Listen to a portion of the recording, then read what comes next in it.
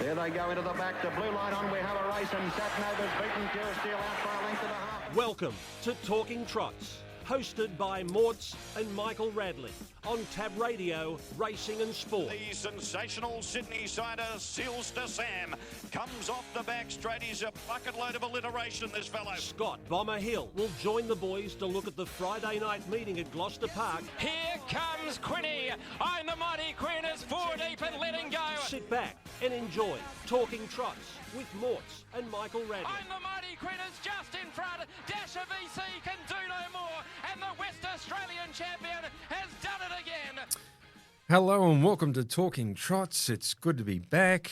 Good to be with Morts. Morts, how are you? Very well, thank you, Michael. Good to have you back. 2 questions straight up tonight. Yes. How was the Eureka?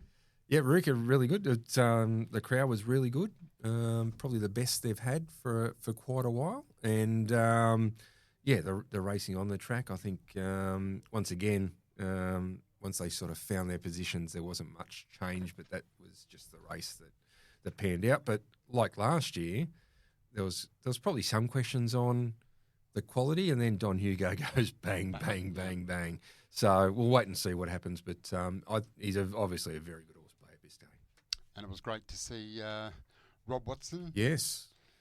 Yeah, breaks through. He was the very winner. excited after the race. I'm Caught sure up with it was. Rob, and so was the team behind it. So it was a really good night, and interesting to see what happens as they go forward, because that was the initial 3 years, and what happens now. Second question: how's Mum?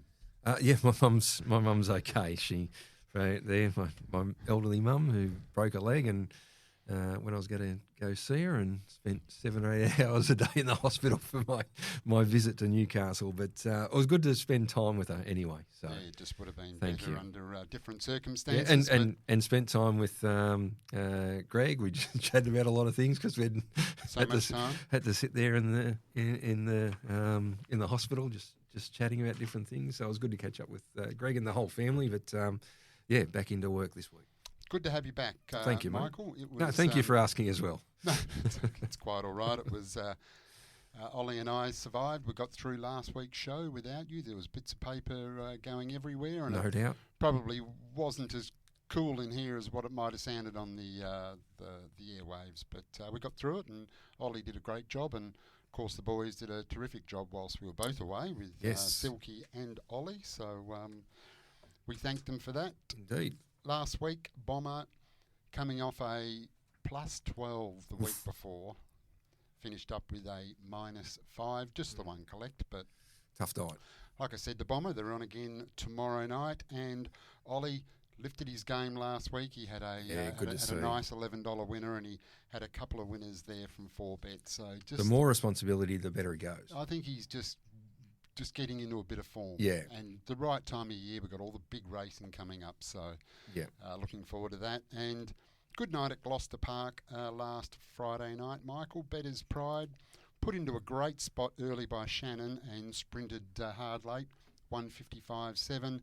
D-Mac looks a pretty handy type. Doesn't he? by Down by the Seaside. Another one from the Hall Senior Barn. Yeah. He looks nice. It looks very nice. Couple of not a bad form race coming out of that, I think, and obviously a good pointer towards the Golden Slipper in a week's time.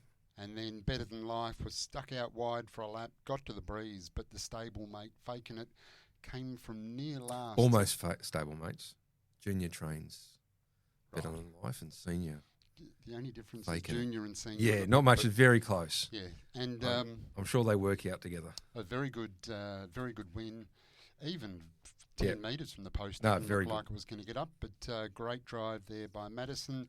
A bit happening early, which allowed Denny to get a nice run in transit aboard Artie by the Seaside, and she was just too good. Magnificent Storm, far too good. Sizzled the last 400. Was good to watch. The others will be better for the chase. Oh, though. much better for the chase. Magic Bay, very well rated by Corey, landed the win with an all-the-way victory. Nice drive, Dylan, above Arian Rock. Favourite might have been Something Beaten, Pins. Yes. Yes. Just never panned out for him. There was always a horse on his outside. Everywhere he went was blocked. Del Boca Vista Bay was very well rated in front for Dylan. Stepped well. Perfect drive, Kyle Harper on Hotly Pursued, got the sit and used it well, knew when to sprint, and Cozy Run, Illawong Mustang in the last, got out and sprinted hard for Shannon. So Friday night at Gloucester Park was a training double to Gary Hall Senior, driving double to Dylan Edgerton Green and Shannon Savelko.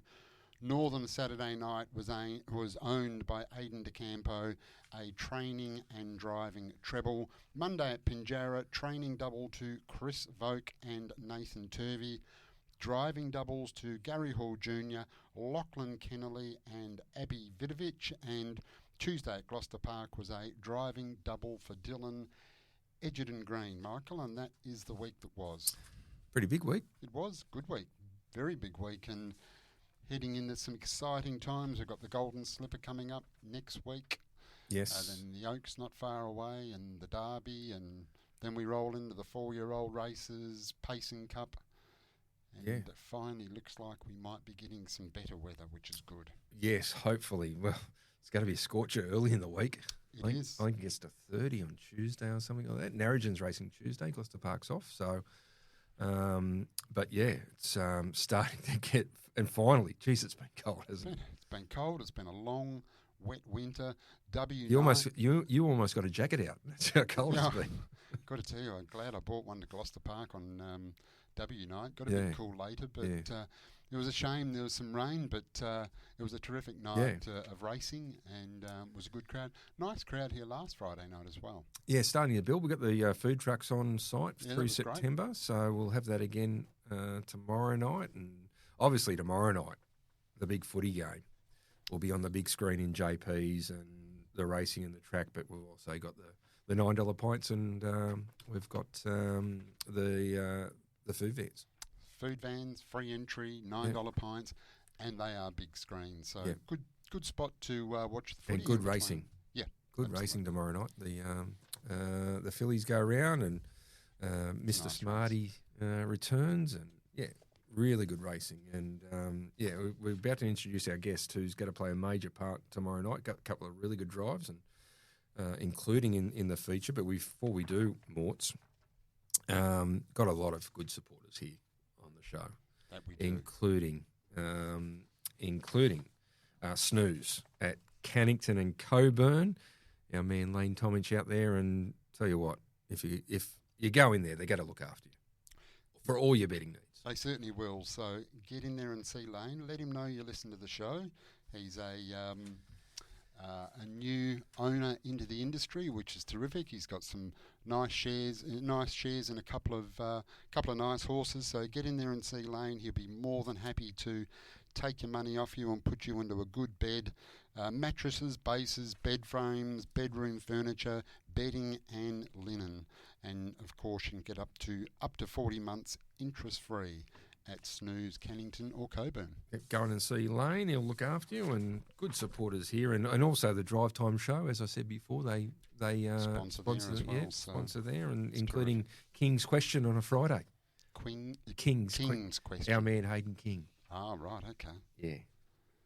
Great support. Is it a cryptic question, being the great man? I think on different times it is, but he doesn't mind throwing one out there, our man H. And good to see Snooze supporting us and Tab Radio and Hayden King and harness racing in general.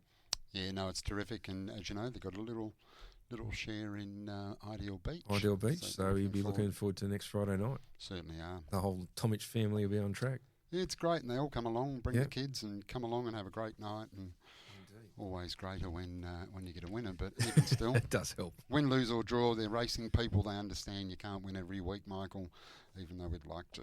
Yeah, well, you do go close, Morts, and you've got another good chance tomorrow night as the syndicate manager or ownership manager of Ruby Lavera, who is currently 320 with Tab Touch. Bit of movement in the market. I'll give that the market before we introduce our guest. And our guest is driving. He is. Ruby Lavera has a one from one record. Yes. With what was probably one of his ripper drives. Indeed it was. Ruby Lavera, open $4, touch 480 into 320.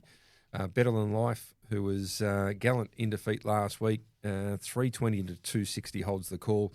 And Faking It, who won last week, is 440 into 380. They're the three that punters have really got around and have been jostling for positions at the top of the market. And as you said, when Justin was away 12 months ago or so, he sent the SOS call to Kyle Harper on Ruby Lavera in the Diamond Classic, and it was as Kyle says, a Justin Prentice special. Yeah, all he was told was to make sure you are 3 fence, and it didn't look like he was going to be able to get him there at one stage, but he made sure he did, and what a drive. And hasn't been on the filly since. You've sent out another SOS call, this time drawn barrier 1. But before we introduce Kyle Harper, let's go back to the Diamond Classic. Richie, he sort of gets the stablemates a little bit mixed up, but he gets them right on the line when it counts. And this is Ruby Lavera with Kyle Harper winning the 2-year-old Diamond Classic for fillies. Bullshark Betty and Winter Wonder better get on. Pip in front. Copperhead Lady. Winter Wonder is jumping up out of the ground. Winter Wonder flies and gets Ruby Lavera, should I say, flies and gets up. Ruby Lavera has got up to win the Diamond Classic. Copperhead Lady and better get on, Pip. And they'll follow just off from by Bullshark Betty. Further back in the field, getting up on the inside behind them was... Yeah, it was some drive from Kyle Harper on Ruby Lavera, and he jumps back aboard on Friday night in the feature event at Gloucester Park, and I'm pleased to announce that he's on the line right now. Kyle, welcome to the program. G'day, gents. How you doing? Yeah, really good. It must be good to be jumping back on Ruby Lavera in the Daning's Daughter tomorrow night and get your association going again after a 100% win record on her in group races. Yeah, absolutely, mate. I'm thrilled to get the call up again, especially in a race like this, and a little bit of an easier barrier draw, you'd think, on paper this time around. So always nice to draw the pole. We sort of had a bit of luck last time. Justin gave us some great instructions. We followed them, so I'm hoping he gives me good instructions again, and we can follow those ones to the letter. Tell you what, you're a very good listener, Kyle, because you followed Justin's instructions to the absolute millimetre. It was just it was a great drive. You were desperate to get 3 pegs, and you did, and you gave her the soft run and got her out at the right time. So it must have been a bit nerve-wracking there, worrying about whether you were going to get 3 pegs for a while. Yeah, look, a little bit. It was one of those tricky draws, but. Justin knows his horses. He knows them well. He trains them well. And, the situation leading into the race was not high confidence. So it wasn't a sort of high pressure situation. We sort of were relying on a little bit of luck and we needed that Justin Prentice special and we sort of got it. So it was one of those, I suppose it wasn't too nerve wracking in the sense that if it worked out, it worked out. And if it didn't, it didn't. It was one of those situations, and we got the right run and the right trip, and Justin had the horse right on the night. So all credit to him and the horse. No doubt you've been taking interest in her career since then, and she seems a different horse now. And even speaking to Justin, he confirmed that she seems a much bigger, stronger, and more a better racehorse now than she was 12 months ago, where she probably needed that little bit of luck, where now she seems to be that big, strong filly that can make her own luck. Yeah, I agree, Rad. She's, she looks like she's come back a little bit more mature physically and mentally, and that was what I touched on before. So Justin sort of indicated that maybe she'd come to the end of her campaign when I jumped on before. He was a little bit disappointed with her previous run and wasn't quite sure where she was at and thought she might have been at the end of her tether, which I don't think she was too far off. And he said, I've done my best to freshen her up and get her right for this race. And my God, did he do a good job to do that. But, I think from what she was doing then to what she's doing now, she just seems a stronger, more forward horse. So given the fact that we've drawn a good alley, that's probably a good thing. It's an interesting race. There's certainly some talent in the race. Copperhead Lady directly on the outside. Captains Have Time. Faking It, who was a terrific winner last Friday night at Gloucester Park, and Better Than Life, who was also unlucky last Friday night at Gloucester Park, and they've basically drawn 2, 3, 4 and 5. So I imagine it's not going to be easy, but as you said, got the number 1, assume you'll be looking to hold. Yeah, look, it's never easy, especially in fields like this. It's probably one of the better young fillies races I've seen in quite a long time. There's a lot of talent coming through. Um, Certainly, my plan A would be to hold up. I think, as we touched on, she's come back a bit bigger and stronger. I think she could lead all the way. But in saying that, it's really Justin's call. He's he's the man. He knows his horses really well. He'll know if she's worked well enough and how she's travelling. And if he gives the instructions to hold up, that's what we'll do. And he'll sort of indicate if he's happy with her or not. But I think it looks a good race on her on paper for her to lead all the way. But as you said, Morts, it's never easy. And it's not an easy race. There might be a little bit of pace on early. I think she's just come back strong enough that she can probably handle that. Yeah, no, I certainly hope that's the case. Now, Kyle, I was looking at your resume with interest. You recently passed the 1,000 winners. Congratulations! That's a great achievement. You're only 35 years of age. Yeah, thanks very much, mate. I appreciate it. It's one of those things. It was a little bit poetic. It was for Marianne White at 200 to 1, mind you, which is something, you don't forget your thousandth winner anyway, but to do it at 200 to 1 was something even more special. But what made it better than that was I've just had a great relationship with Marianne White over the years. She's been really good with me, stuck with me for a long time. Actually was the first person to ever give me a race driving a race. So to start off with her, my first ever race drive at Bustleton, to carry on to my 1000th winner is just something a little bit special about that. There is, and I believe the first race that you drove, was there a fall and they had to rerun it? Was that what happened? Yeah. I went from Byford Trials, where it was all everyone give each other plenty of room. It was all pretty laid back, to heading down to Bustleton, and it was on for young and old. It was a little bit of a cowboy town back then. The first corner there was a big fall, and they had to restart the race, and that was sort of my welcome to racing. Oh, thank goodness you were good enough to continue on. Now, you got your driver's license back in 2007 at the age of 17, and Ross Oliveri was kind enough to give you a bit of a leg up early. I'm sure being part of that stable would have been very good for learning your craft. Yeah, definitely, mate. He was good enough to give me a go. There was a little bit of stigma around my old man at the time. He'd obviously been disqualified back then, and there was a little bit of politics around that, and he was good enough to take me under his wing and give me a go, because I sort of had no one else to sort of show me the ropes with the old man on the sidelines. So he took me in, taught me a hell of a lot, and got me started on my career. And I still do a bit of driving for him and Gemma now, and it's been a good relationship over the years. And given your surname has been around in harness racing for a long time, it wasn't the ideal thing you were looking to do when you first left school?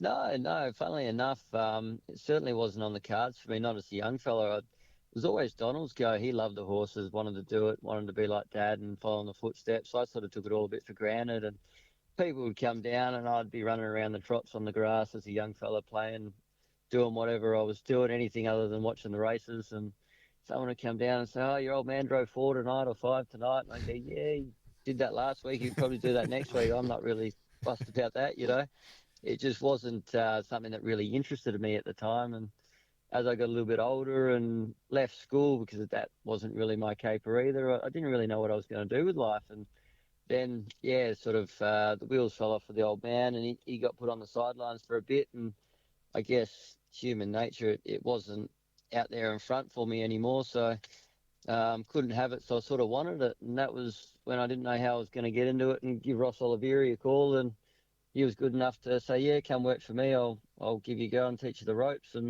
But no, it certainly wasn't going to be on the cards for me at an early age. I just wasn't interested, Mott. And to rack up 1,000 winners is just an unbelievable, and you're still only 35 years of age. In 2010, 2011, you got your trainer's license, and you've trained 110 winners, including a couple of Group 1s amongst them as well. Is there any thought about going back to training at any stage, Kyle? Yeah, look, potentially. It's one of those things we decided, me and Lauren, when we're going to have our young fella, we sort of were just having a little bit of a down spell with the horses, and the numbers were low, and we only had a few of our own at the time, and it was a rare occasion where every time we got low, someone would sort of offer us a horse, and at that time nobody had, and we had our first child coming, and we didn't really know what to expect, and we sort of agreed that we'd rather spend the quality time with him while he's little, because training's a 12-hour a day, 7-day a week mission, and there's not a lot of time for other things. So I just wanted to spend the quality time with the little fella while he was small. So we elected to just rely on the driving side of things and give the training away for the time being, and it's worked out really well. The handicapping system's making it a little bit tricky at the moment to get drives for the senior drivers, but we've been able to make a living out of driving horses and spending plenty of time as a family. So it's been really good, but I think down the track, maybe getting a few horses to train will be on the cards for sure. The young fella seems to love to come to the trots. I see him at Gloucester Park outside my window running around. Loves to go into Garrards. He does, but he loves the horses. He's a natural little horseman, and he leads them around at home and rides a few of them. And, yeah, he's just got a good nature with them and loves them. So I'm sort of trying to keep him away from the trots, and I'm not doing a very good job of it at the moment. So. Well, you seem to have a lot of the minding duties as well, particularly with Lauren's got a few drives. Yeah, no, we sort of have to tag team, and he's a good kid, so there's usually someone that's happy to watch him if we end up in the same races together, but he comes along, he's no trouble, he enjoys it, he gets out and about, he meets people, he likes people, so it's been really good character building for him, and I think it's developing into a really good little person. And highlight of your career so far, Kyle? It'd have to be driving Ruby Lavera for Justin Prentice, wouldn't it? I thought you were going to say holding out Chicago Bull and Lazarus in a Fremantle Cup. Oh, well, that was exciting too. Probably the end result wasn't quite as fun for us. No, it made the race exciting though. It did. Well, now well, it was. Yeah, it made it certainly an entertaining race. Probably not for us at the time, but yeah, it was.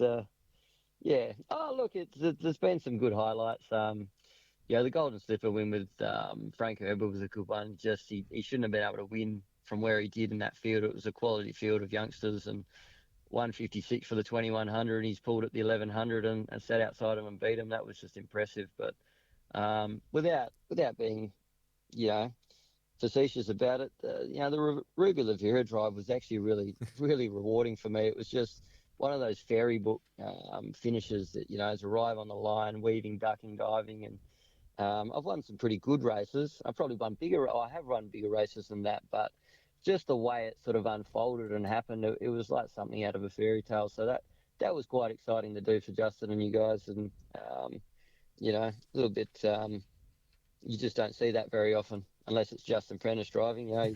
He seems to do that quite often. We mentioned Better's Fire, who was created that great Fremantle Cup, but he was a fantastic horse with you. He just seemed to be out. He had so much high speed and won so many races here. He was, I was very fortunate. I was a bit spoiled. He was sort of the first proper horse I trained.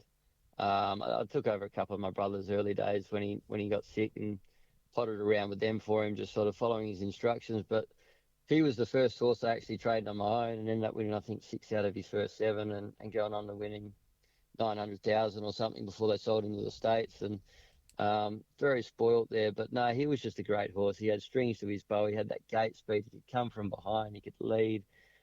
His downfall, he had a few little niggles as good horses do, but his downfall was in winter he was just unbeatable. I never had to get him better than 80%, and he just beat the best of the best. But summertime he ran into allergies, and he just wasn't the same horse. We tried to take on the best of the best in summertime in those cup races when they were, and he was just always a bit disappointing. He just wasn't quite the same horse as he was coming through in the winter time. You screwed him down in summer, and he didn't get any better. He went off a little bit in his coat. He was a nice jet black horse in winter, and summertime he just had that off yellow tinge to him and had those allergies. I think it was causing a little bit of slight internal bleeding, and he just wasn't quite as good come cup season, which was a little bit disappointing. We ran a few places in them, but we never quite managed to get across the line first in one of those cups. I think he started in about 7 Fremantle Cups and 6 Pacing Cups from memory. It's a terrific record. Yeah. And if I remember correctly, did he beat Smolder in a He did, Heat? yeah. In In a the heat heat, of the the year Inters, Smolder won the final. So Yeah, won the um, terrific effort. yeah, it was one of those things. I sort of said to the connections, we'll probably just go back from the wide draw and follow Smolder into the race. And they said, Smolder's not going good enough. And I went, it's Mark Burden. I think he'll go pretty good tonight. And there was a little bit of debate about it, and we sort of didn't argue, but we were certainly on different sides of the fence. And ultimately, when the green light went on, it was my decision, and it just happened that through just chance, I just got the best timed run up at the gate you could ever see. I didn't even try to. It just sort of happened, and I thought, well, if he's ever going to cross him, this is the night, because I just hit the gate right on the right foot, right at the right time. And I just threw caution to the wind and went forward, and it just didn't work out, unfortunately. Clint was able to hold us, and it put the speed on and sort of set it up for everyone else. And once we didn't find the peg line, we were in a bit of trouble. So a little bit disappointing to sort of have that unfolding into Dominion, but that's racing. Yep. Yeah, it is. And he's been a terrific horse. He was a terrific horse, and many memorable wins. Now, also on Friday night at Gloucester Park in the first, Wazzalina is in the house. You're driving Malachi for Gemma Hayman. It was good first up, found the line well, and might get a nice run through here. Yeah, I think so, Morts. First up, they weren't quite sure. They probably said we were a bit of a run underdone, but ran a really good race. Just found it hard to get into the race due to the way it was run. Speed was on sort of mid-race. I think it was a 56, 57 middle half or something, and just made it a little bit tricky to get into it. The leader got away with too much, but I think run under the belt. I think the horse has come back pretty well. He was showing a fair bit of form early and just tapered off, but he sort of put the writing on the wall with the first up run that he should be ready to run a pretty decent race there. So, fingers crossed we get a little bit of luck in running. I think she can probably. I think she's a really good each way chance, but I think she can win from there if the races run the suit. Yeah, no, that's good. Very good chance. Bit of money too. So race number 1, horse number 11, Malachi, and the other drive comes up in race number 7, horse number 4. Talks Up a Storm has been a terrific horse over the journey for you. You do strike a pretty smart one. Plus, also notice Captain Ravishing in the race as well, and saw your dad's name in the ownership there as well. Yeah, that looks like a tricky race for us. He probably he was having a really good campaign last season. I think his last few runs have been better, but he just hasn't quite come back the way we sort of thought he would. He's been a little bit of a tricky horse for Murray. He does a sensational job with him, and I think this might have been one of the harder horses he's trained. He's had some trouble with him tying up, and he's given him a lot of grief over the years, and he's done a better job than people probably realise to get him to go the way he's gone, even though his record's sensational. He's just got plenty of tricks up his sleeve, but he's racing well enough to earn in that, but that is a pretty tricky field for him. Captain Ravishing, there's a question mark about him. I think he's a very good horse. I think he could be the winner of that race. His trial on Sunday was probably a little bit disappointing on face value, but I do know that he over-raced quite badly and choked off, so I think there's going to be some alterations made there, and he should settle a bit better and be a fair bit more forward from it. So I just don't know where we're going to get up to in that race, Morts. He's got plenty of gate speed, but so do a couple inside us. Might have to talk to Murray about that one and hope he gives me some sort of indication. Yeah, he was a terrific 2-year-old. Yeah, a younger horse. Talks Up Storm. Well, he's done, as you said, Kyle. He does a great job, Murray Lindo, and he's along with Talks Up a Storm. Hotly Pursued's done a really good job as well, and you got the cash last week with him. Yeah, he's an exciting horse, Rads. Take nothing away from Talks Up a Storm. He's done a great job, and he's won free-for-alls, but he's probably just that rung below the best free-for-allers.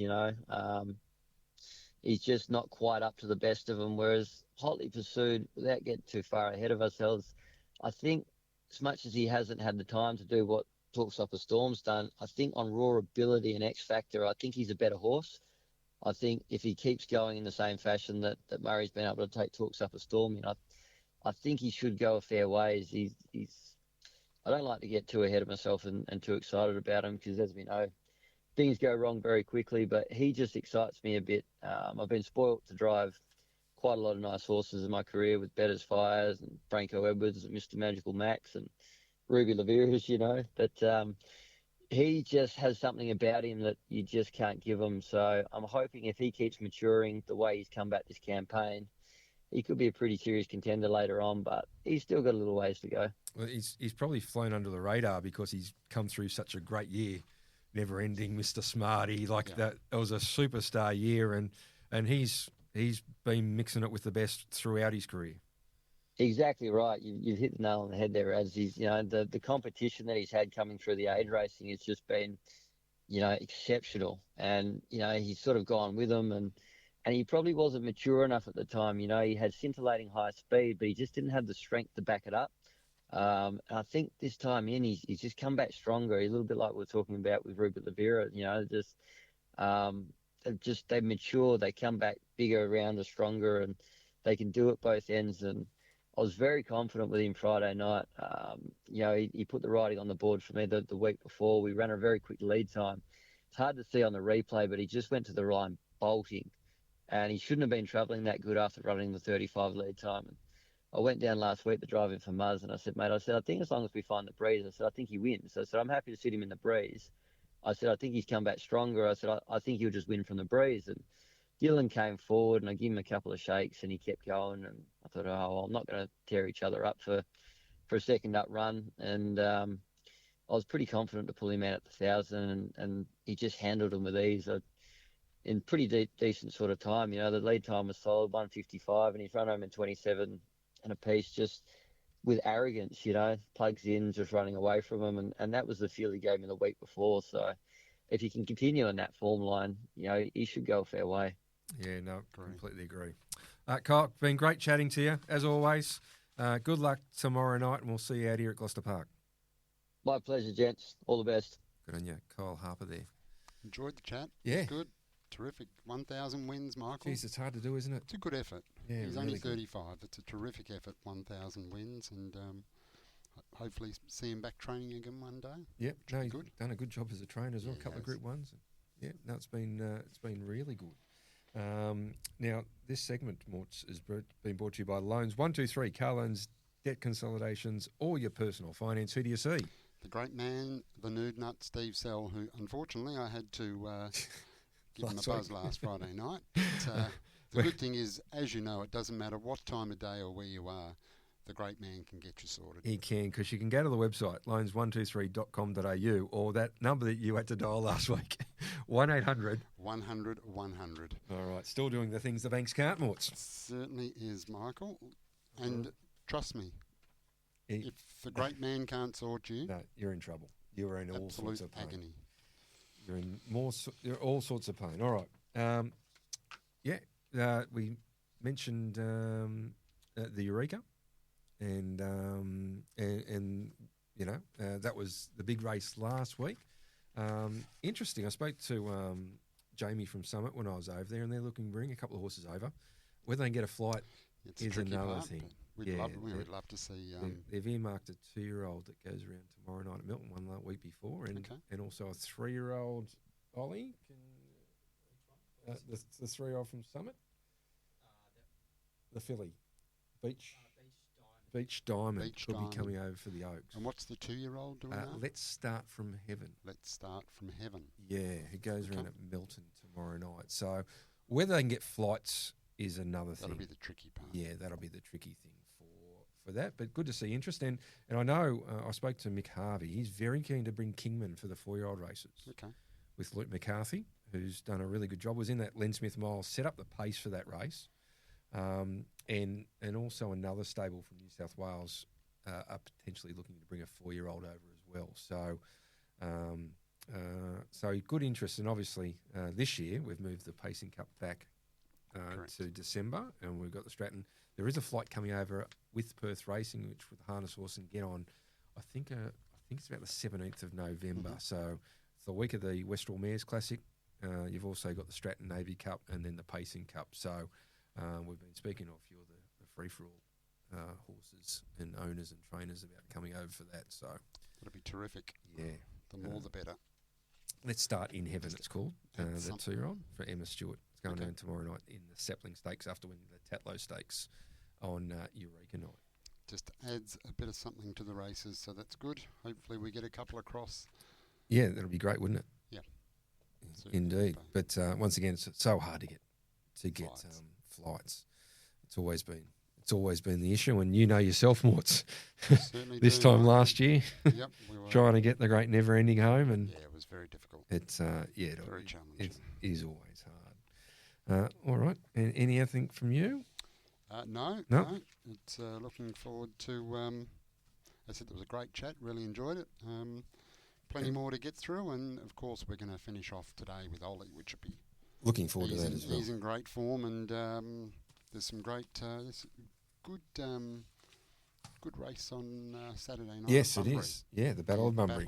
Yeah, so really good three-year race. That's a really good You've got race. one in. Ollie's got one in. That's we'll be chatting about that in the final segment. We've got Bombers tips still to come, but let's take a break. It is the Food Vans and DJs this Friday. 3-year-old fillies. It was the WA Oaks prelude, and we had Better Than Life, who was a short price favourite first up in WA. We had some really nice horses. Tell you what, I thought Poppy on the Beach went well for you, Morts. Was a great drive by Aiden, just poking the way through and looked after, getting ready for the Oaks coming up, and this Friday night as well. But she looked like she ran a really strong 2,500 metres for you. Yeah, no, she was super. In her early racing, she over-raced a lot. So, being able to sit her up and just get one, really good crack at them. And, yeah, Aiden's driven her a couple of times. And but that was a terrific drive on Friday night. And, yeah, she did well. But it was the Halls fighting out the finish. First up for Gary Hall Jr. was Better Than Life. Faking it, Madison Brown took the drive for Gary Hall Sr. And in the end, it was faking it by the barest possible margins from Better Than Life. Straight, Better Than Life gets to Delulu. Faking It's coming at Better Than Life. Better Than Life and Faking It. Faking It goes up to Better Than Life. Faking It and Better Than Life, stride for stride. They hit the line. Faking It, I think, just knows is Better Than Life.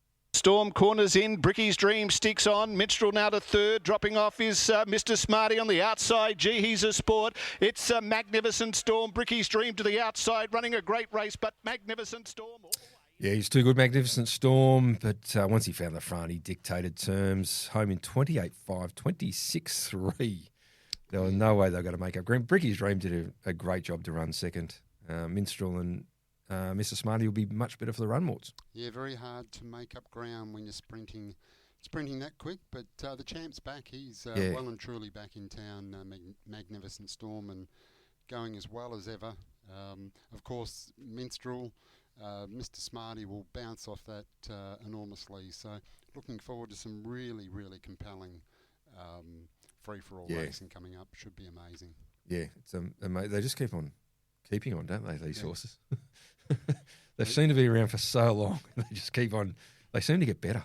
Yeah, and looking forward to it. But yeah, it was just all one-way traffic, single file as we kind of expected. Yep. And then they just sprint home like that. But it was a good run by Bricky's Dream, kind of hung on there, and the rest will certainly be improved, that's for sure. All right, this segment is brought to you by Steel Blue Boots, built for comfort, made for work. Well over 700 stockists nationwide. Morts, they're a market true skill. They certainly are, and whatever you trade, we've got your boots. Designed for comfort, durability and choice, backed by a 30-day 100% comfort guarantee. And you definitely won't require that comfort guarantee, Michael, because they are just amazing boots. No, indeed. They're very good. And you can go and see the whole range of premium work boots at steelblue.com. Actually, our man just tried to call me right then. Ross Fitzgerald. So after the show, I'll have to obviously he doesn't know when we do the show. He's looking, I can tell you what he's after. He's looking to book a table for pure Steelos tomorrow. Steelos, okay. Well, I'm sure we can look after him. But I must say one thing, Michael. Most Friday nights, most tables are gone. It's hard to get a table. It's hard to get a table. It's a great spot. Food's terrific. Yep, sure is. All right. Now, Bomber's away. He's sent through his tips, but something's come up and he can't join us on the line. But he sent through his tips and his thoughts, which you will be in charge of conveying. I'll do my very best to try and get it across the same I'll have to way work as overtime and chime in with the units and stuff like that, but we'll see how we go. Now that part's all about timing. Is it? And you need a bit of, I'll have to pay attention this week, will I? You need a bit of conviction too when you say it. So I'll have to pay attention. It's very, very important. We're going to look at race number 1 to kick off, which is the Wazalina is in the house mobile start pace. That's right. It's the running camel race night, if you can't tell from the race names. And Wazalina is in the house, race number 1 over the 21-30 metres. Let's have a look at the Tab Touch market. And we've got Bunjiji Blue at $14, Yankee Lincoln at $16, She's a Mare $13, McCrane Said at $23, American Cruise at $14, Fly to the Finish $370 in from $460, Better Have Faith at $12, Alta Freeway $17, Troy Royale Brigade at $7, Blue Blazer at $7.50, and Malarkey $4 is now the favourite at $3.40 Morts for the first. That's Malachi. Malachi, is it? Yeah, I think it's pronounced Malachi. Waiting for the nod from Ollie. Okay, Michael. Okay. If Ollie nods his head, that's gospel. That's good. Okay. All right, we'll go with Malachi then. Okay, race number 1, number 11, Malachi. Yeah. Has had no luck with barrier draws either side of a break, but this 11 should actually be much better than it looks. Yankee Lincoln will have eyes for the front, so Malachi should trail through into a better than midfield position, and from there will be very, very dangerous. Came from a long way back in resumption, but kept hunting the line. All right, so the back line, no concern for our man Bomber. I hope they get this right. How many units are we investing? Before we do ask that, Mike, I do have to point out one thing. Driven by Kyle Harper. Our man. Our man, Kyle Harper. So, Malachi, race number 1, horse number 11. Just the 2 units here, Michael. Just 2 the units. 2. And we know what happens when you come on as a guest.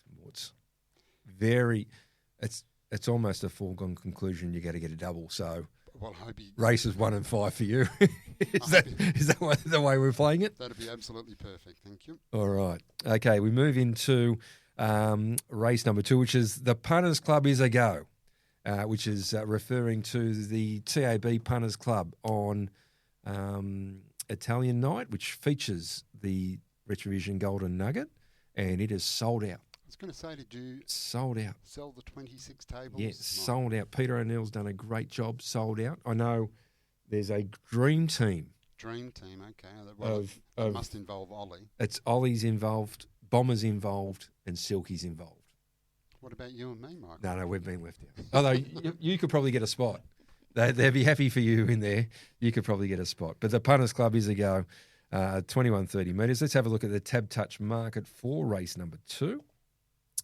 And it is Bizarre Package at $15, Sunshine Swift $34, Loctay $11, Franco Mecca $81, Call Me What You Want $5.50, in from $12. They put up $12 into $5.50. Call Me What You Want. Mar Beach Sam $31, Sweet Lucifer $8, Follow Rock and Roll $21, Sweet Cocoa is the favourite. They put up $2.35, but with the money for the other runner is out to $2.80, but still a favourite. Better Arcade $9, Tanta Bibi $11, and Chivalry $8.50 into $5.50. Which way has Bomber gone in race number 2? Well, I think Bomber's already had his bet by the looks of it. Race number 2, Call Me What You Want, is a very consistent type, but has limited gate speed, which often means he's doing it the hard way. I'm not convinced this is any easier as far as the early section of the race goes, but if he can roll forward without doing too much work, he can either then sit up on 1 or even breeze and be very competitive. Had he drawn 2 or 3, I think we cop half the price, which is what we've already done. So we are happy to be getting involved at $5 plus, and that's race number 2, horse number 5. Call Me What You Want. So still $5.50 available on Tab Touch. Toby Lynn is the driver. What's the investment for race number 2? The investment for race number 2 is just the 1 unit. As I said, anything above $5, still a very good bet. Whoever got the early price there, good luck to them. Indeed, $12 to $5.50. Could start shorter by the time we get to the Retrovision preview tomorrow morning. And make sure you are listening in tomorrow 8 morning. a.m. Got your question already? No, I don't. Oh, okay. I don't actually. Okay. I'll have to Normally you've got everything ready to go, no, and you. It's been a busy day, Michael, and no, I haven't got around to that, but I'll find one tonight. No doubt you will. I've just got to find one that a little bit. Ryan Bell doesn't know. Yeah, that'd be good. That'd be good. Indeed. I might find one that he used to drive, and that way. Yeah, there you go. Because I've done a few of those, and I'm sitting there thinking.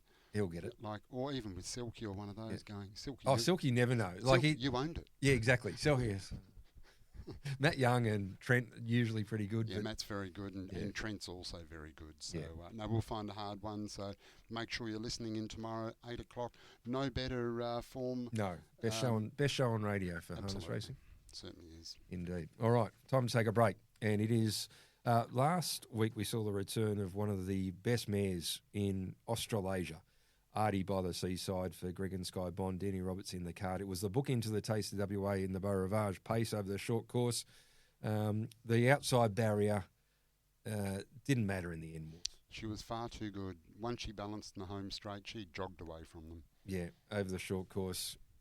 She was just far too good, Artie by the Seaside. She looks like she's going to be very hard to beat in the Westrel Mares Classic, even this far out. Yeah, we'd think so. And from the Bond camp, and of course driven by Danny Roberts. Let's listen to Artie by the Seaside.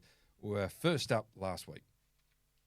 Between them, Redline the inside, Dame Valor, Little Darling out wider. Artie by the Seaside though has raced up first up and gone to the lead, and Artie by the Seaside coming away. Good go for the Miners. Artie by the Seaside, Dame Valor for second.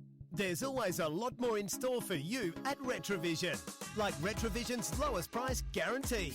If you find a lower price on a same-stocked item, we'll beat it.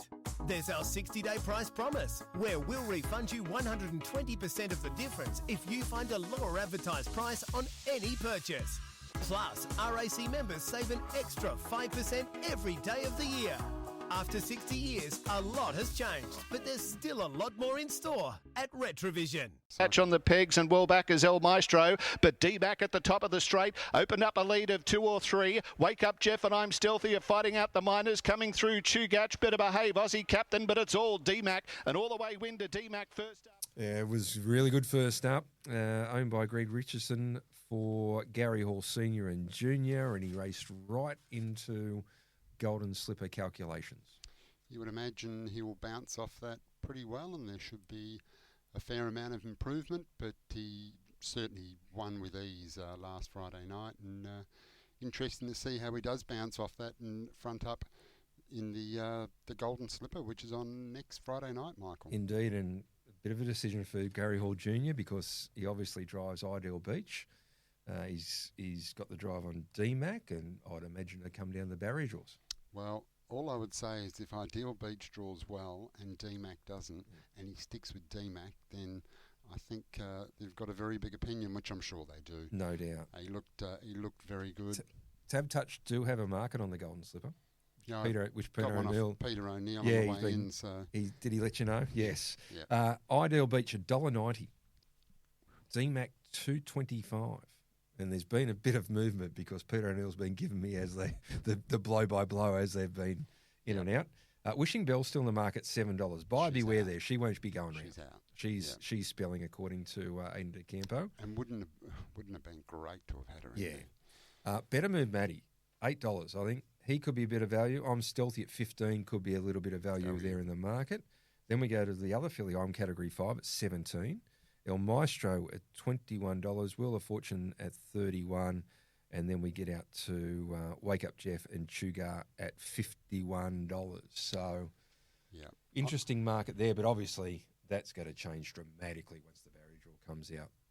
Yeah, and hence I'm Stealthy and Better Move Maddie. If they draw well, if Better Move Maddie draws, they're going to halve. If Better Move Maddie draws 1, he's almost starts favourite. The $8 is from the market there. Yeah, you'd be. I want to be on better move, Maddie. Yeah, you're just taking a risk on the barrier draw. Barrier draw, yeah. That's all. Exactly. Yep.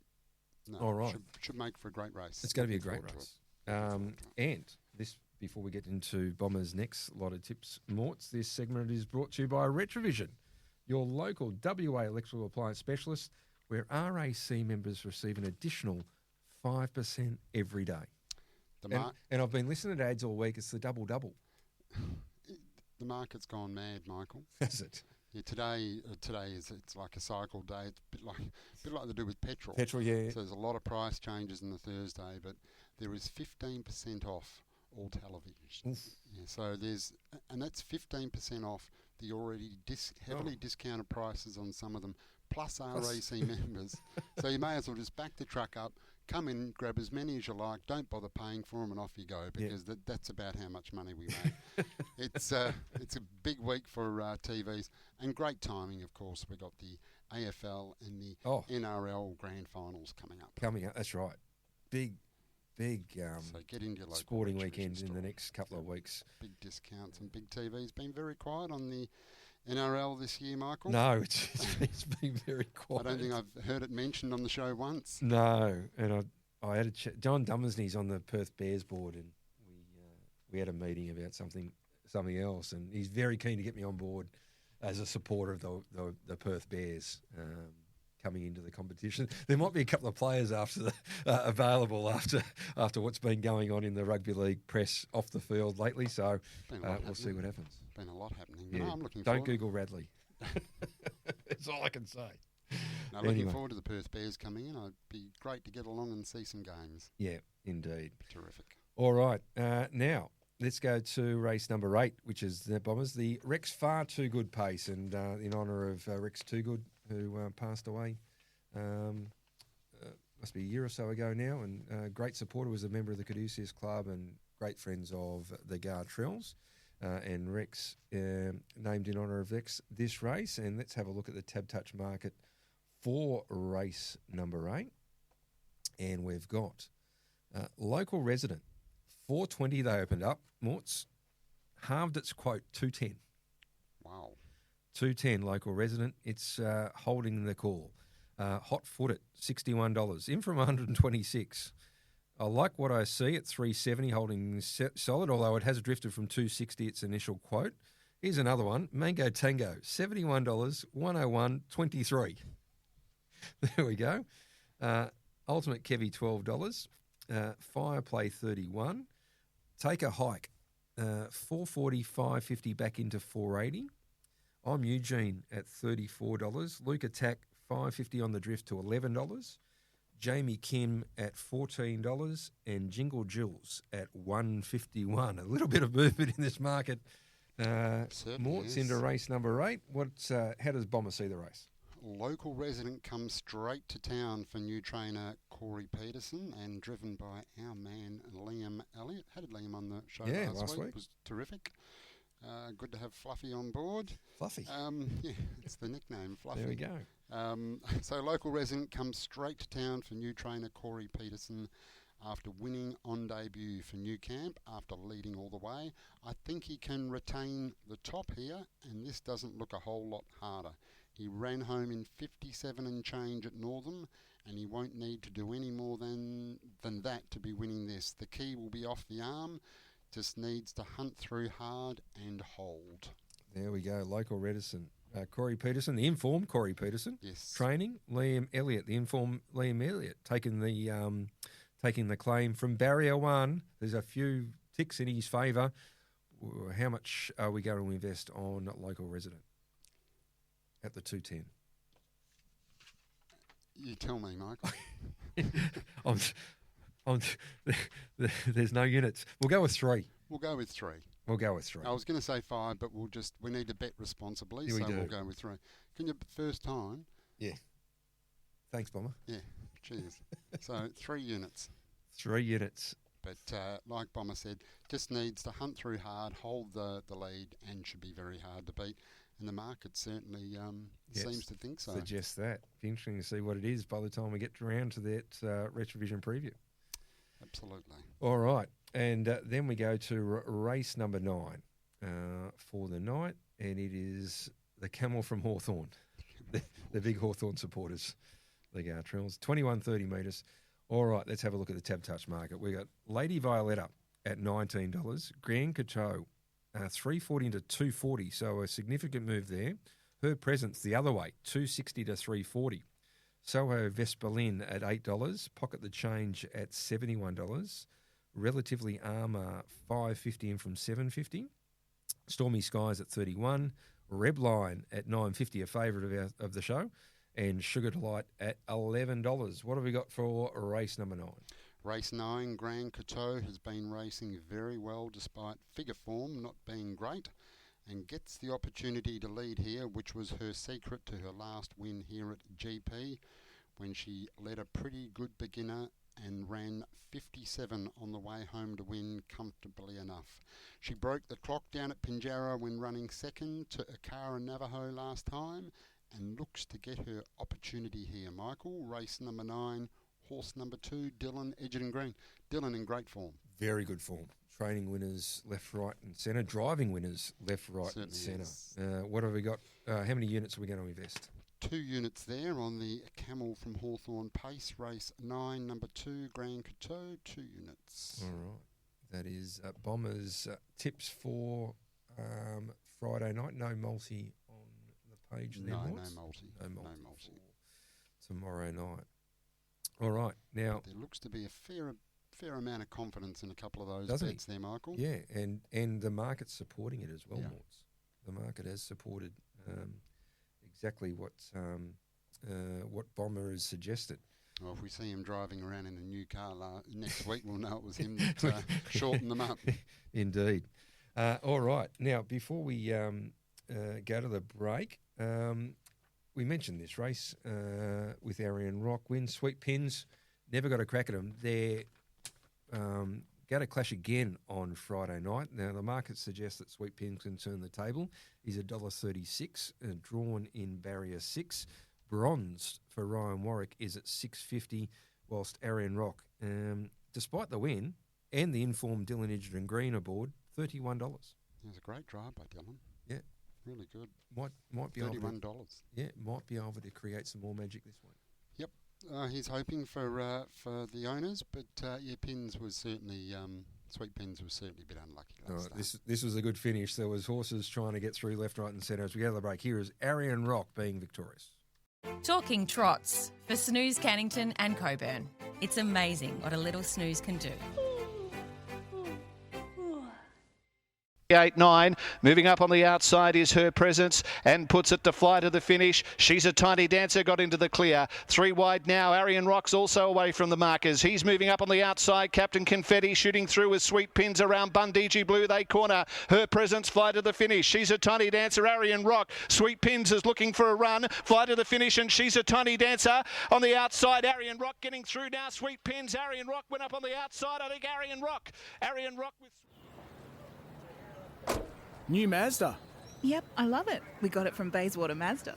I keep hearing great things about them. They're fantastic to deal with. Great people, great coffee too. At Bayswater Mazda, you'll always be well looked after. Visit the team today and find the best drive-away deals on new Mazdas and pre-owned vehicles. Driving is better with Bayswater Mazda. So's the coffee. Go and see Bayswater Mazda at the corner of Guildford and Garrett Road, Bayswater. DL 25174.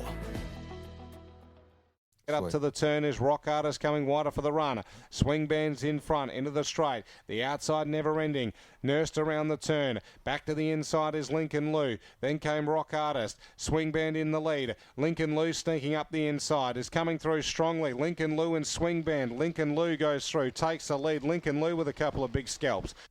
He was certainly got a couple of big scalps, Lincoln Lou, after not so auspicious debut in WA. Went back to the trials on the 10th of September at Pinjarra, and we had Swing Band, Ryan Bell, and Never Ending. Aidan DeCampo took the drive for Justin Prentice. Rock Artist was also in the trial, but last half, 28, 26-3. So pretty slick, and Lincoln Lou, we'll talk to Ollie about that, goes around the Battle of Bunbury against Cyclone Geordie on Saturday night and Elite Fleet. Swing Band getting closer to a return and Never Ending, Morts. How was the trainer after the race? He was pretty happy, I think. Made the move down the back when they went 28, and then they went 26 home, so he was pretty slick himself. I think he was pretty happy. He just seemed to get around, and Aidan was happy when he got off him. Yep. I think he was pretty happy. Yeah. Beautiful. All right, and Swingban was okay in front. No doubt he'll take great benefit from that. And Lincoln Lou. So Zipped it. Swingban goes round. Saturday night, yeah. Friday night, yeah. Friday night, Yep. Lincoln Lou, yeah. Yep. Goes round in the Battle of Bunbury on Saturday night against Cyclone Geordie, and we'll get the thoughts from one of his part owners in just a moment. Ollie's just getting in position. But this segment, Morts, is brought to you by Bayswater Mazda. Driving is better in a Bayswater Mazda, corner of Guildford and Garrett Road. And as I was driving past yesterday, Morts, all the big sale signs were out there, the teardrop banners, new and used cars, they're all there. Got it all. And they've got the new CX80, which is just outstanding. They're So good you car. need to get down there and have a look at that. Like you said, Michael, they've got pre-owned cars, they've got brand new cars, terrific service department, great sales department, and still the best coffee in Perth. So zoom, get down to Bayswater Mazda.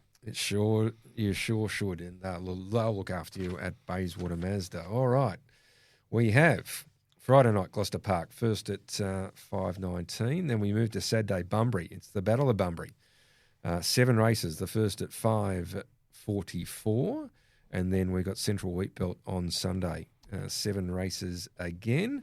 The first at 12:50 in the Bayswater Mazda Morts. That's the one. And we'll also look at Albion Park, which starts at 4:12 our time and has 10 races on the card. We'll get all these thoughts there. But welcome into Ollie.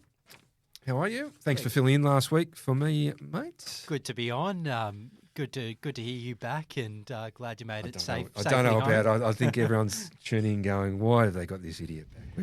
The A-team was on last week. Why have we reverted to the B?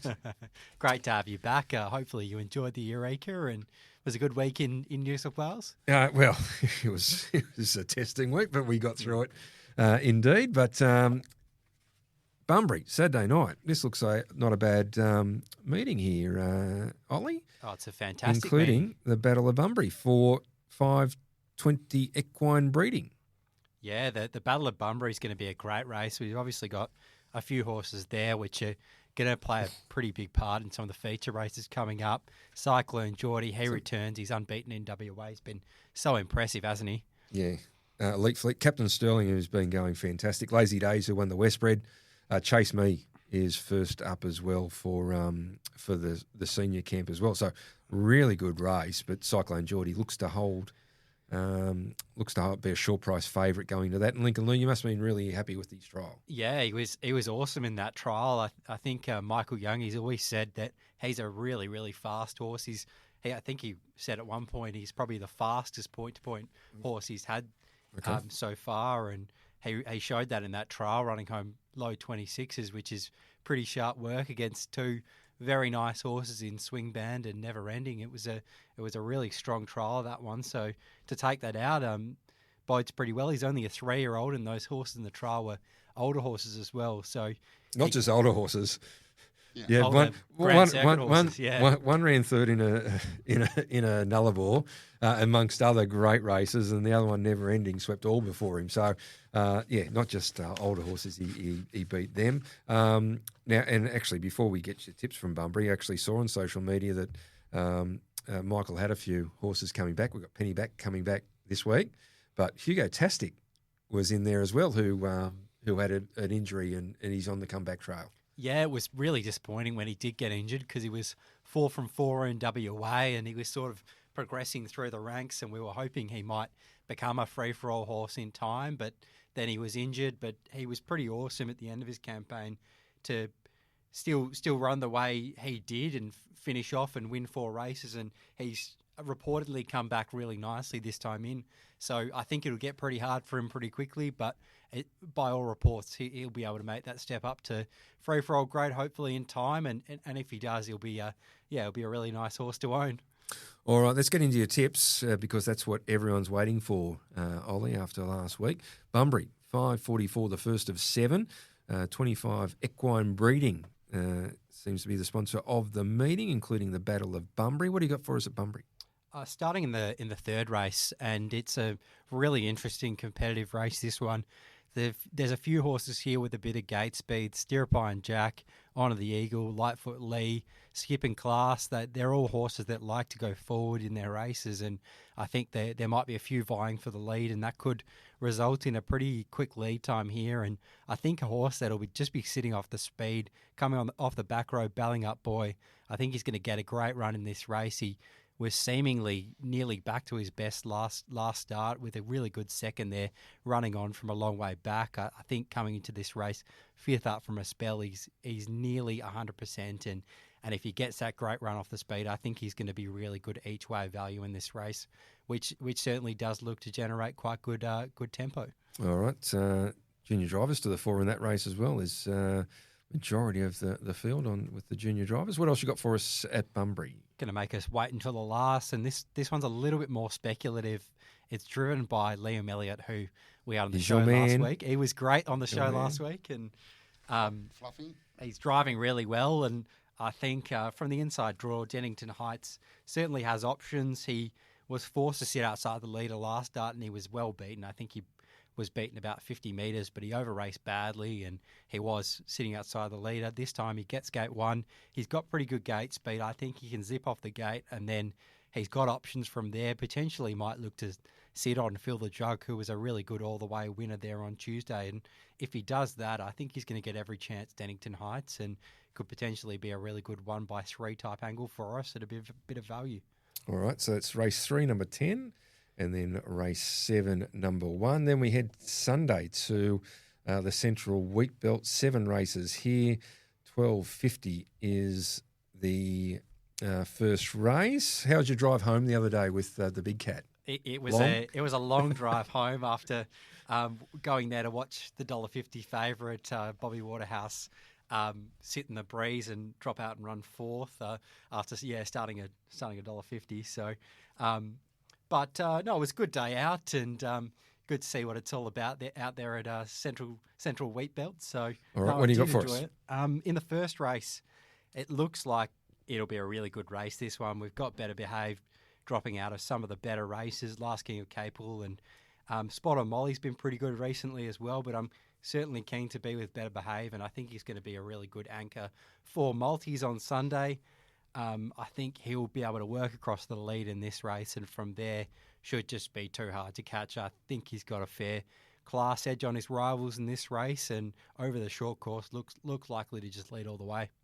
Pretty good combination. Aida Campo and Joey Savalco on Better Behave, despite drawing the outside over the short course at Kellerberrin in the first. What else you got for us on Sunday? In race 5 was a horse I watched live win a couple of weeks ago at Kellerberrin, and that's He's a Vibe. He was able to zip across their lead and was a pretty dominant winner in the end, and I think he can look to do similar in this race. And I think if he does find the front, he's going to be too hard to catch in this race. So I think we can multi those two up there on Sunday.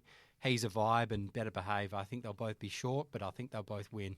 Pretty strong race, the 5th, the Meriden Cup. Going to say it's a Meriden Cup. Yeah, Magic Bay was a really good winner last start, and Cold Hard Cash goes quite well. So it is a strong race, but He's a Vibe's been going well enough to, I think, lead all the way. All right, Central Wheatbelt Sunday, and let's go back to Albion Park on Saturday night. The first at 4:12 WA time, and there is 10 races on the card. Yeah, it looks like a pretty good card, this one, and the racing in Queensland's just been consistently really good since the carnival. Sometimes you see a bit of a drop-off in quality and field sizes and things like that, but this year they've been really able to sustain the quality of fields and the quality of racing, which is great to see. And one of these good races on Saturday night is race 4, Marvellous Mac. I think he's going to get every chance from a good draw here. He's been racing really well. Last couple of times he was able to lead all the way and score, and he's probably going to be favourite there on Saturday night, but I certainly think he deserves to be. And if he does lead again, I think he's going to be incredibly hard to beat in that race. Race 4, number 1, Marvellous Mac for Shane Graham. Sneaky training and driving Marvellous Mac. You got another one for us? Yeah, in race 8, and depending on how short it is, this might need to be a multi-builder, or we can potentially play exotics in this race. But I think Sweet Hayley Jane was terrific last start. She led all the way and was a pretty dominant winner, and that was one of her first runs for the Grimsey stable. So I think she's going to lead here again. Golden Fire is probably more of a hand-up horse, and if she does lead, I think she can lead all the way. And Golden Fire looks the Quinella horse, and if you want to play a trifecta, I think Sergio's Rocket can run third there. So depending on how short Sweet Hailey Jane is, I think we can play it a few different ways. All right, Sean Grimsley, the trainer. Nathan Dawson is the driver.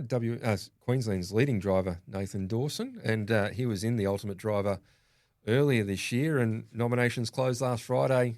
Ollie, the Gurus, did we get our nomination in on time? We did, thanks to your hard work, Rad. So, no, really looking forward to it. It was a fantastic weekend. I loved being over there, and everyone I've spoken to had a fantastic time. So I think it'll be a long few months waiting for it to come around, but I can't wait. I'm really excited. I believe mid-October is when they're going to announce who the drivers are. So no guarantees on anyone.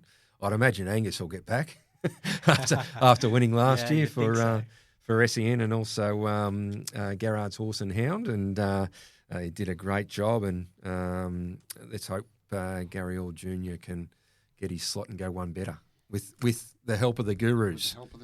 Matty Leppard and Ollie picking out all the horses. And if he doesn't, he'll certainly be blaming us again. So no pressure. Indeed. Do you just get the drinks, do you, Mark? I just sat there, moral support. Yeah. I actually filled out the name and handed it to the person as they came. And when they told me what horse we were picking, I filled it out and handed it to them. And we obviously want Gary there on draft night, but he tells me he's going to be there if we get a slot. I think there'll be a little bit of free advice there coming from Gary, even though he hasn't done the form. He'll be letting us know which horses we should be picking and which horses we shouldn't be picking. Yes, so there was a bit of that going on. After the draw last, because it was interesting, the draw, just trying to work out where everyone was and what they got, and then in the end, like sitting there and digesting it. And I think you and the Big Cat said to me, I think Angus Garrard's the hardest to beat here, because he did a really good job with his draft, and he did it all himself, even with Gareth Hall sitting next to him, annoying him, trying to take credit for the drives. It was all Angus. Yeah. And he did a good job, the young fella. And all it took in the end was on the first night for him to drive a couple of winners at a price, and that was basically the series over. We couldn't beat him. Well, as I said, Dexter said to me, he said, every time I thought I was in a good spot, I looked around and Angus was in a better spot. But he drove the series of his life, didn't he? He did. It was fantastic. Yeah, and it meant a lot to him as well, because he idolises a lot of those drivers, and it was great, and great to have like Bjorn Gupp there, and really loved it. So hopefully we can get back there and win some more prize money. Yeah, fingers crossed. I'd love to win it, but just to be there will be fantastic if we are. Before then, Junior's got to go on the World Drivers' Championship in New Zealand in about a month's time. Bit of a practice run. Yeah, exactly. It's not as important winning the World Drivers as it is the Ultimate Driver. Anyway, all right, Ollie, thanks for your help today. Not only doing the tips, but also pressing the buttons as you usually do now. You're the main man at making sure we get to wear and doing that, doing a great job. And thanks for your time. Thanks, guys. Thank you. I'd like to thank Bomber, but we can't. He didn't do it. And Kyle Harper. What a good chat it was. It was terrific. Really good to have a chat with Kyle. Making the time for us. I know he was busy today. He was up and down and driving around doing things. So really appreciate it. But good to chat, and let's hope that he does get the double walks. Or the treble. Treble. Nice. 3 out of 3. 3 out of 3 would be good. But just great to have a chat. No, really good. All right, mate. Good luck tomorrow night. Thank you, Michael. And and over the weekend, because you've also got Elite Fleet against the good 3-year-olds as well. It's going to be tough, but we're in it. So that's the main thing. But looking forward to tomorrow night at Gloucester Park. Should be a great night of harness racing. All right. Hopefully we've helped everyone find a winner. Thanks for listening. And until next week, which is the big Golden Slipper preview. Can't wait for that. It's going to be a cracking race with these good 2-year-olds. Until next week, it's bye for now.